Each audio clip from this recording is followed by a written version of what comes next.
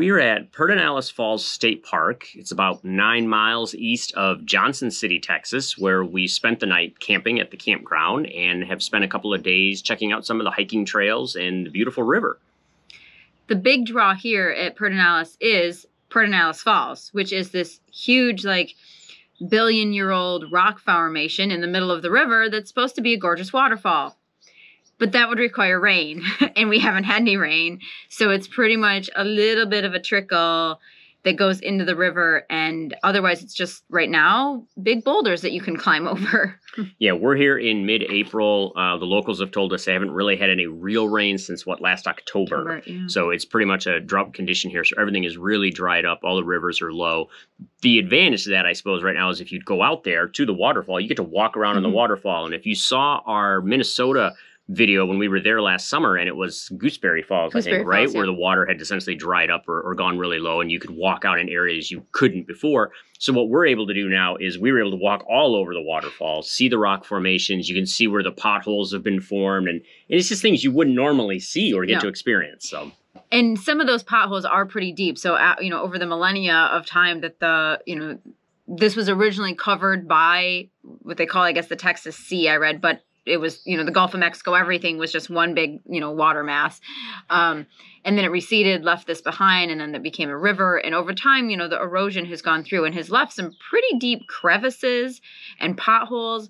And now with the river being pretty low, those potholes are still filled with water. And so there are fish and things living down in them, but they're very isolated now in the rock bed because they can't really get out, because there's no water coming through. So it was kind of really interesting to see that. Very popular place. A lot of people out climbing over the rocks.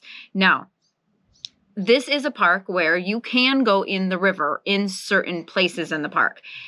In the fall section is not one of them. And they have big signs saying everywhere since 1976, that particular area of the park has been closed to getting in the water, because when those falls are going, it's pretty dangerous because of all the rocks and the undercurrent, and you don't want to get slammed against one of those. So even today, they don't want you in it because they're so deep, you wouldn't necessarily be able to climb out of them. So that part of the river is off limits, but it is, when it's dry, you can go out there and walk around, and it was really pretty. Yeah, further down, though, it's a very popular place to go wading, swimming, tubing, and people really get out and enjoy the water. And you got out a little bit and enjoyed some of it while we were here because it was hot, and you like doing that. So yeah, the tubing is going to be water level dependent. And right now it's pretty low, so you're not going to get to go very far. But we did see a couple folks out there with little kids with little tubes that were just kind of floating around. It's not a very strong current at all, so you can just get out there and float. I don't know what the water temperature is, but it's perfect. It's, I don't know, maybe in the 70s-ish, 75-ish. I know when we were at Guadalupe River State Park last year, their water was about an average 75, 72 year round. And I have to imagine this is very similar because we're not that far apart.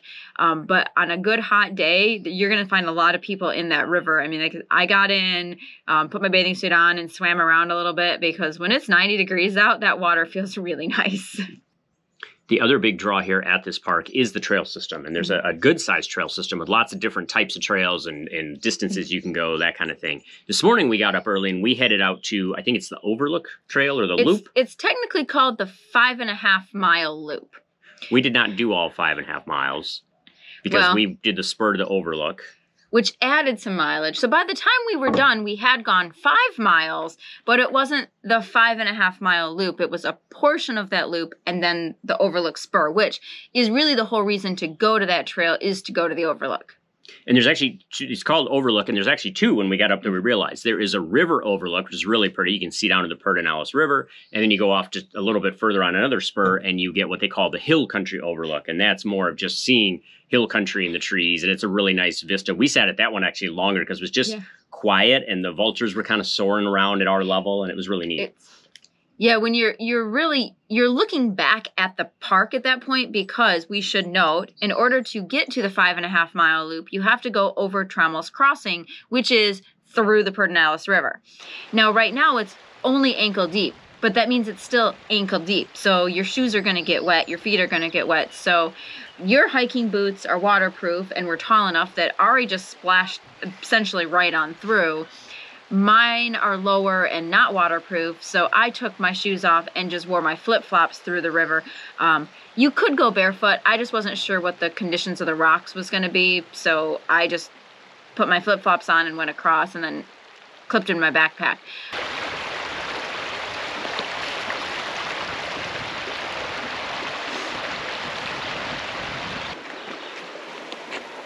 How are your feet? They're dry, thanks to my Keen waterproof hiking boots. Insert advertisement here. But you have to note that if the river is higher, that is going to be a tougher water crossing. And the only way you can get to that overlook and 5 Mile Loop is via the river. But it is worth it. I thought very much the trail itself that wasn't necessarily anything really exciting. It's kind of a service road almost that you're walking on, but some of the trees are kind of neat in there. But the overlook was worth getting up to see that. And then we looped back and took a little cut off that you can take to kind of shorten it. But we kind of missed a turn at one point. It took a longer part of the loop. It's but still us hiking. Did a cutoff. So well, we did notice it, and there's also the 5.5 Mile Loop spur, which is not on all of the maps. So there's a series of actual maps, hard maps that are not maps, I guess, like wayfinding sign maps that are out on the trail that were put there by a Boy Scout troop, but like 10 years ago. And we think the trail system has been changed slightly since then because not all of the spurs are on those maps. So you really need to take the paper park map with you and try to line it up with the few wayfinding signs that are out there, because that's how we missed one of the loops, because we were following the Boy Scout signs. Well, and or take a hiking app with you too. We use Gaia GPS on my phone when we're out hiking something like this, so we can kind of get a feel for where we are, and that helped too, being able to compare the two and get a handle on where are we? Get a handle on where we were, and I think we walked a little further than we intended, but it wasn't bad. But that was a nice hike this morning to be able to do that. I would say it's definitely one, if it's a warmer time of the year, take plenty of water. Of course, it's Texas, and some protection for your head.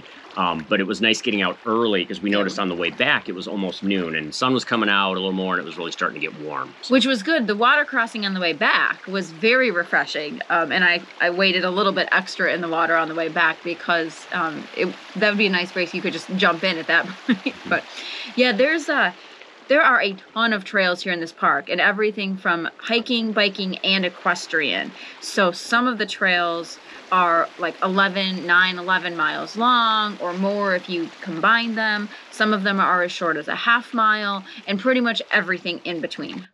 And we did one yesterday. We got here yesterday afternoon, and we did, I think it was Twin Falls Nature Trail, and that's about a half mile. Now, it's interesting. All Trail says it's an easy trail. I would rate at least parts of it moderate because there's some pretty good, it's not a huge elevation change, but there's some rocks you're going down, and then on the way up, there's rocks that you're scrambling over to do the loop. Yeah.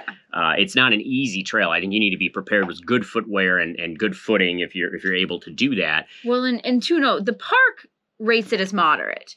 But the All Trails app, if you use that. So if you're just showing up and you're looking at the park map, it's going to say it's moderate. But we tend to look at All Trails just for who has been there recently, what have you seen, what's their trail conditions like, what might we encounter. And so that one rated it easy. Oh.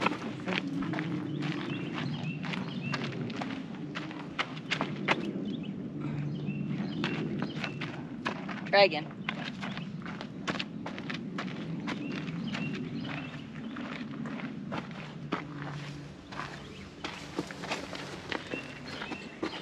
There was a time in my life I could have limboed under that. Now is not that time. It was a nice little trail kind of in through the woods, and then the Twin Falls. Maybe wasn't really what we were expecting. I expected Twin Falls, like some kind of waterfall, and I expected the water would be down right now, that kind of thing. But they're really tiny. I mean, even when the water's flowing, I think they're really tiny. But the park does advertise it as sort of this lush green oasis, and it was. I mean, there was water, there was a pool of water there. Everything was growing really well. It was nice and green compared to what we're seeing around us right now because of the drought. So it was pretty and quiet in there, but also the vegetation. So you get to an overlook and the falls and the water pool are way down below you in like a little valley gully. And that's all closed off. It sounds like at one time you could go down there because there are now signs and barricades and notices all over the map that says Twin Falls area is closed for revegetation and reforestation. So It sounds like maybe if you had visited this park many years ago, you would have been able to get down to that area, but you cannot any longer. So for us, the vantage point was like, oh, somewhere down there, it looks like there might have been something, but it was really pretty. And the rock scramble was really cool. So we do recommend it. Just know what you're going for, yeah, I guess. And it's also, I mean, relatively easy because it's short. I think it's a half-mile loop total. So it's just a nice, and I should mention, that one's accessible straight from the campground. Yes. And so you can get to Trammell's Crossing, and you can get to the Scenic Overlook Trail and all that kind of stuff walking from the campground. From the campground, but because it's in the campground, there's a section of, if you're not staying at the camp, there's a section of little parking lot right before you get to the campground that they prefer that you park at so that you're not driving through the campground if you're just a day use visitor. Speaking of day use and swimming, there is a separate day use area here that is full of picnic tables, restrooms, changing rooms, a couple big parking lots, and that's where you actually go to swim in the river. And if you're here from the day use section. So the thing is, the parking lot's way up here, the river's way down here. So there's a pretty steep set of rock stairs that they have built that take you down to the river. There's no handrail. It can, if it were to be wet, whether from kids' wet shoes, bathing suits, or if it has rained, those steps are going to be slippery. And we always joke that it's, 15 steps down, 45 steps up. So just keep in mind if you're hauling, a cooler or your towel or all your kids' stuff down there. I mean, it's not like a big sandy beach where you're hauling all your lawn chairs, but we did see people hauling bag chairs. So I think the parents were sitting kind of like in the rocks while the kids were out in the water. Again, different times a year. If it has rained, they do warn you that flash flooding is a huge thing in Texas. And so if you even start to see the water getting cloudy or the water rise, you get out of that river immediately because a flash flood can come through. Even if it's not raining here, all that water is coming down through and it's stuck in a little valley through the rocks. So they just want to warn you of that. But on a day like we had where there's really nothing going on, it was clear and cool, and there's a lot of kids out playing in it. Also, a lot of people out picnicking because that's a thing to do here. So we saw a lot of the picnic tables were pretty busy. It's a really nice park, and it's busy. And, Texas state parks now, you have to make a reservation even if you're just doing day use. So we were camping, and if you're camping, you're included in that. So you can get in no matter what. But if you're coming in for just day use, you have to get online and book a reservation so that you can do that. And when we arrived yesterday afternoon for camping, they were turning people away. They said, sorry, we're full. Our reservations are full up, and they weren't letting anyone else in unless you had made that reservation. So keep that in mind. We did camp. It was a nice, peaceful campground. Yeah. I liked it. The site we're in is huge. Some of them are much larger than others, but we're sitting at a picnic table right now, and it has a shade cover. I'm missing the word.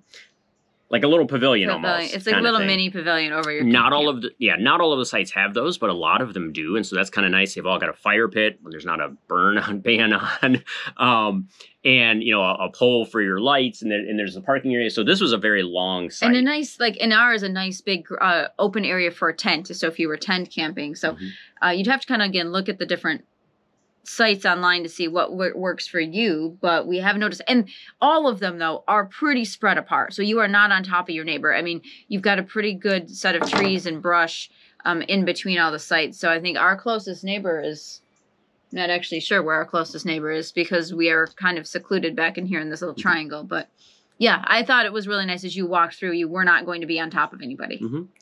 Decent bathrooms. They seem a little bit newer than some of the others that you've seen in some of the state parks. So all in all, I really kind of enjoyed this. We only got to spend the one night. I'd spend more if we had more time. Yeah, this would be a nice place to come because there are so many trails, even like up at the Pedernales Falls section.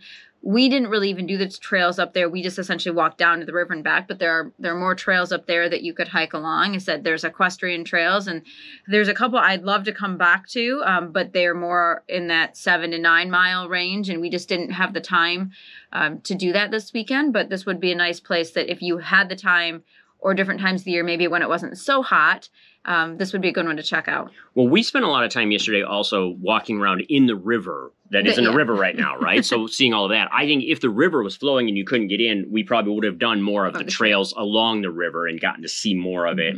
You know, it would be pretty to see that. So that's just something to keep in mind too as you're plotting this out. Depending on what the river's doing, it's going to change a little bit, but what you're doing on the trails.